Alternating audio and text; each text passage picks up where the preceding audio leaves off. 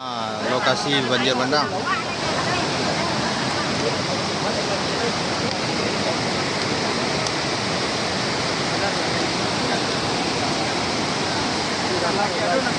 Foto tu lina kan euro ko di mak.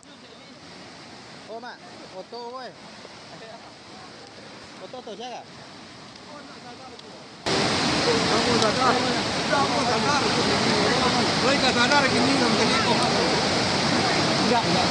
Lokasi banjir bandang di Nagari Paninggahan.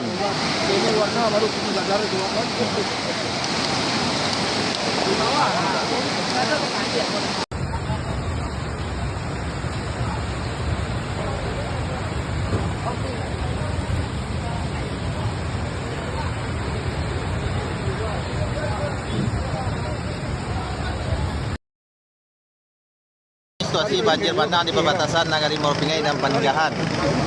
Sudah jalur Matuai ya sudah pindah.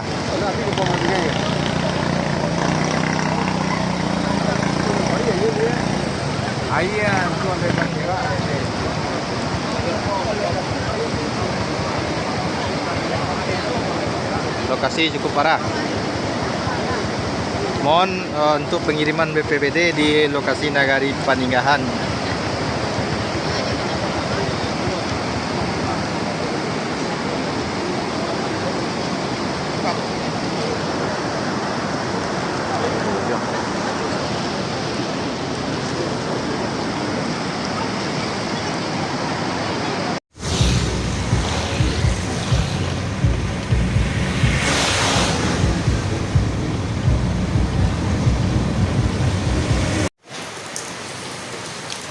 Dia batik dia dengan nang tu. Dia batik itu aja.